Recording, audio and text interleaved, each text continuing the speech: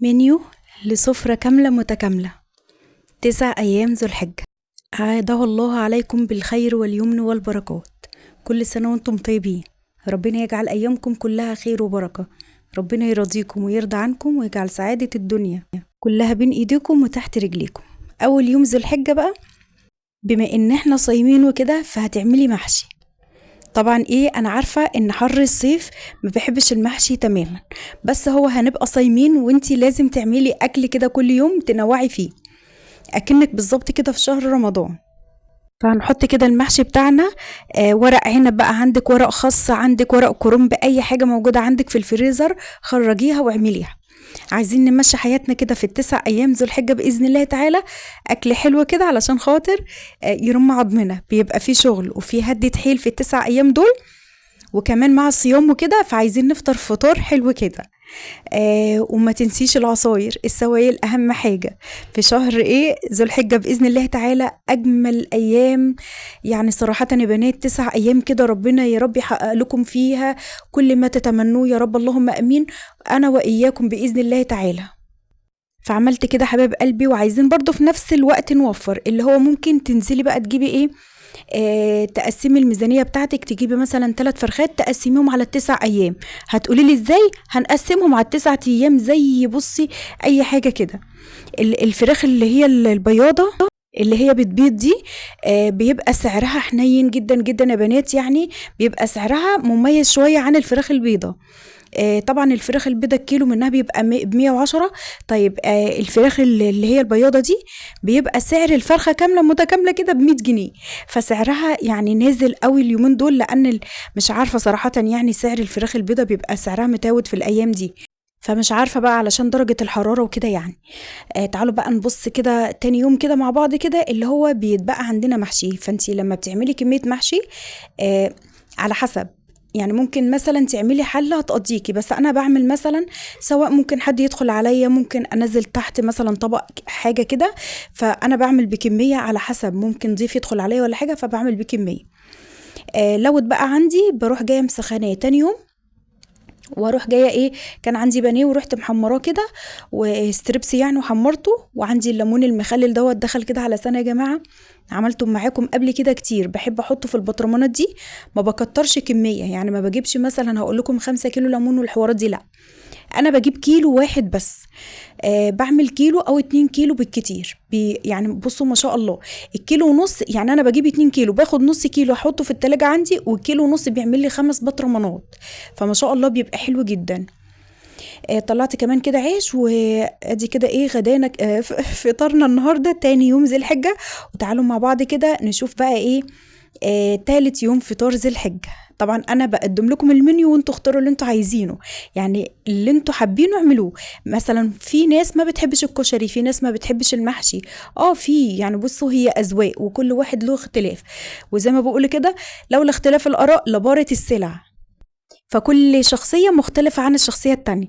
تعالوا مع بعض كده حبايب قلبي، عملت كده شوية كشر عسل، كشر اللي هو الاسكندراني، الكشر الاصفر، مش كشر مصري طبعا. عملت كمان شوية بطاطس محمرة، وعملت طبق بتنجان كده عسل، وعملت كمان شوية بيض كده مدحرج، سلقتهم كده ودحرجتهم، وشوية سلطة واللهم لك الحمد، وشوية مخلل، وادي كده فطرنا تالت يوم. وان شاء الله باذن الله تعالى عايزه اعمل لكم منيو كده ما يخرش الميه ان شاء الله باذن الله تعالى بعد العيد ان شاء الله مباشره على طول. يعني افكار بقى اقتصاديه بقى، عايزه اعمل لكم منيو كده، اللي هو اخطط كده وادبر كده في الكراسه بتاعتي، اللي هو عايزه اعمل لكم اكل اقتصادي، سواء كان فطار، سواء كان غدا، سواء كان عشاء. بس لو وصلت لحد هنا يا ريت اللايك الجميل القمر اللي بيسعدني ويحفزني ويشجعني دايما ان انا اقدم لكم الافضل والاحسن باذن الله تعالى. يا رب المنيو النهارده كده يكون عجبكم باذن الله تعالى. لايكاتكم الكتير يا بنات، ارفعوا لي الفيديو بالله عليكم، عايزاكم بصوا تشيروا على قد ما تقدروا. تعالوا نشوف اليوم اللي بعد كده هيبقى فطارنا النهارده. فطرنا كده، جبت كبدة وقطعتها كده قطع صغيرة، وبعد كده عملت شوية بصل كده عسل، ورحت جاية عاملة كبدة بالبصل. كبدة بالبصل، كمية البصل كتريها، يعني لو هتعملي نص كيلو من الكبدة حطي عليهم نص كيلو من البصل، كتري الكمية على قد ما تقدري لو انتي عيلة كبيرة. في ناس كمان ما بتحبهاش بالبصل، في ناس بتحبها اسكندراني، يعني هو الكبدة مع الفلفل وكده وبس خلاص. فدي برضه حاجة ترجع لكم، زي ما قلت لكم كده الأكل أذواق. أنا بحب أنوع، يعني احب مثلا الكبده بالبصل، احب مره مثلا اسكندراني، احب احمرها، احب مثلا ان انا اعملها شرايح كده بالرده، احب كمان شرايح كده واحمرها كده بشويه زبده وحاجات كده وشويه بهارات بس كده تمام. انا بحبها بجميع الانواع. فلو انت كده بتحبي تنوعي، خلاص الصيف يعني انتوا عارفين حر الصيف، فان شاء الله باذن الله تعالى نحاول على قد ما نقدر نعمل اكلات اللي هي اقتصاديه، وكمان ايه يعني نقدر ان احنا نعدي بيها ايه حر الصيف دوت. وبكده فطرنا، وتعالوا حبايب قلبي نشوف بقى ايه الفطار اللي بعد كده، اليوم اللي بعد كده ان شاء الله. هي كل اللي فيها بقدم لكم افكار زي ما قلت لكم، وانت اختاري اللي انت عايزاه. بصوا بقى هندخل على الايه، على الفطار اللي بعد كده. لو وصلت لحد هنا صلي على الحبيب، اللهم صل وسلم وزد وبارك عليك يا سيدي يا حبيبي يا رسول الله، لا إله إلا أنت سبحانك إن كنت من الظالمين. بعد كده حبيب قلبي برضو الفراخ البيضة. بصوا يا جماعة، يعني والله كل حاجة بإرادة ربنا سبحانه وتعالى. أنا عارفة إن في ناس كتير منعت الفراخ وكده، بس دي حاجة يعني بإرادة الله عز وجل، فاللي ربنا هيريد بيه هيحصل وهيكون، حتى لو انت حافظت على أكلك وشربك. بصوا بقى، عملت كده رز وشوربة، وعملت الفرخاية، وعملت كمان شوية فاصوليا، وبس كده تمام، واللهم لك الحمد ولك الشكر. نروح على اليوم اللي بعد كده. عملت كده شوية شاورما، هنعمل بقى ايه شوية سندوتشات شاورما كده عسل.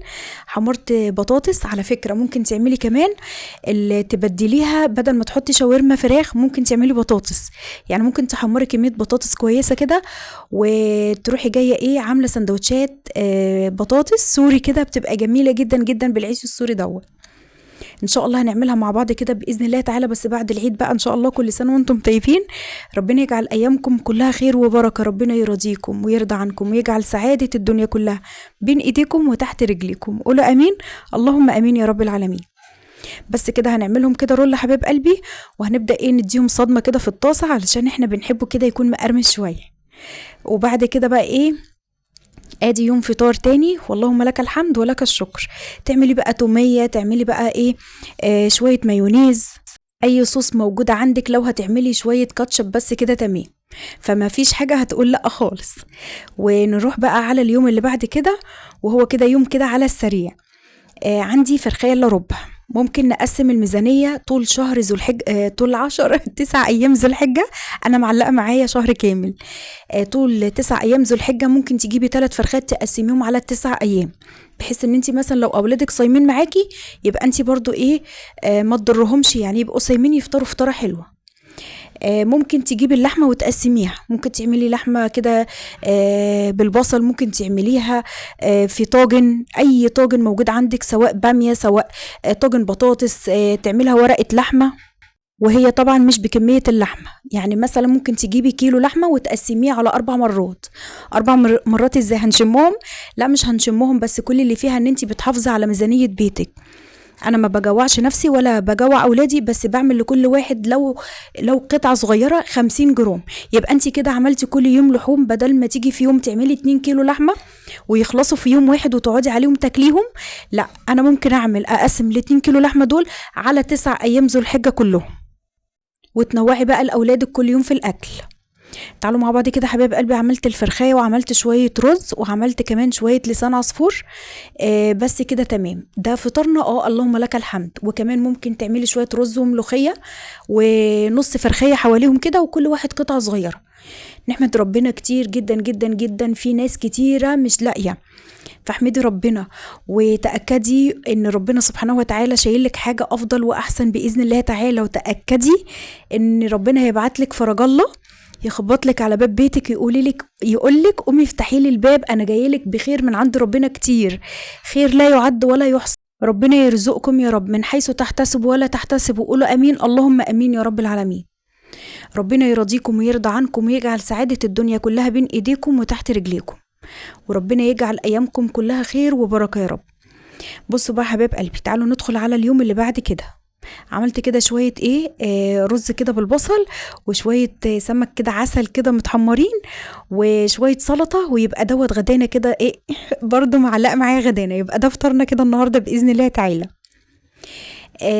عايزاكي بقى ما تحزنيش ابدا، ارمي حمولك على ربنا، وان شاء الله ربنا هيدبر لك كل امورك. ما تقوليش دخل عليا العيد ما جبتش حاجه العيد، تاكدي ان السنه دي ما جبتيش حاجه العيد، تاكدي ان السنه الجايه هيكون افضل واحسن من السنه دي 100 مره. فما تيأسيش وما تيأسيش ابدا من رحمه ربنا سبحانه وتعالى، وتاكدي لو قبل صلاه العيد بساعه واحده ربنا عايز يراضيكي هيراضيكي. هتبصي كده تلاقي رزقك بيجيلك من كل مكان. فارمي حمولك على الله سبحانه وتعالى. لا إله إلا أنت سبحانك إني كنت من الظالمين. يا حي يا قيوم برحمتك أستغيث، أصلح لي شأني كله ولا تكلني إلى نفسي طرفة عين. ارمي حمولك على الله، وقومي استعدي وتنشطي وتحفزي، وخليكي دايما املي بيتك طاقة إيجابية. ما عنديش أي حاجة، تأكد إن ربنا هيبعتلك الرزق. ما جبتيش أي حاجة للعيد، تأكد إن ربنا هيخبط على باب بيتك ويقولك أنا بعتلك حاجتك كلها كاملة مكملة. فبصي كل حاجة كده احتسبيها عند ربنا، وانتي ان شاء الله بإذن الله تعالى ما تفضفضيش لأي حد، فضفضي لربنا سبحانه وتعالى. ادخلي اوضتك وابكي فيها على قد ما تقدري، وانتي ربنا هيرزقك بالأحسن بإذن الله. وتأكدي كده ان ربنا هيبعتلك اللي يطبطب على قلبك بإذن الله تعالى. حتى لو انتي نايمة يعني في الليل كده، ربنا هيبعتلك حلم حتى يطبطب عليكي بيه. فتأكدي ان ربنا ما بينساش عبده ابدا، وربنا دايما بيحب عبده اللحوح. احنا في ايام مفترجة، بالله عليكم حاولوا ان انتوا تطلعوا من الايام دي بخير كتير، بخير يعني تقربي لربنا سبحانه وتعالى كتير جدا جدا، هتكسبي فضل ربنا سبحانه وتعالى. فقومي كده تنشطي، قومي حفزي نفسك للأحسن والأفضل بإذن الله تعالى، وقومي كده اقلبي البيت كده، اقلبي شقلباظات في البيت، تحسسي نفسك كده ان في طاقة إيجابية بتشع من قلب كل مكان بإذن الله. ادي كده ايه فطارنا النهارده حبايب قلبي. ندخل بقى على الفطار الاخير، وهو فطار يوم الوقفه، ولازم يكون مميز عن اي فطار تاني. طيب فطار يوم الوقفه لازم ولابد محشي. انا صراحه يا بنات احب جدا وقفه العيد الصغير وقفه العيد الكبير اعمل فيهم محشي. عملت محشي ومكرونه بشاميل، وعملت فراخ وشوربه وكده، اللهم لك الحمد ولك الشكر. لازم يكون مميز كده شويه. ولو هتعملي شويه محشي بس كده وشويه فراخ او بطايه، يبقى انت كده عسل، كده انت انجزتي. وكده اخر يوم فطار، واتمنى كده ايه المنيو بتاعنا يكون عجبكم باذن الله تعالى. لايكاتكم الكتيره جدا جدا جدا. اشوف وشكم على خير، وهتوحشوني جدا جدا من الروتين ده للروتين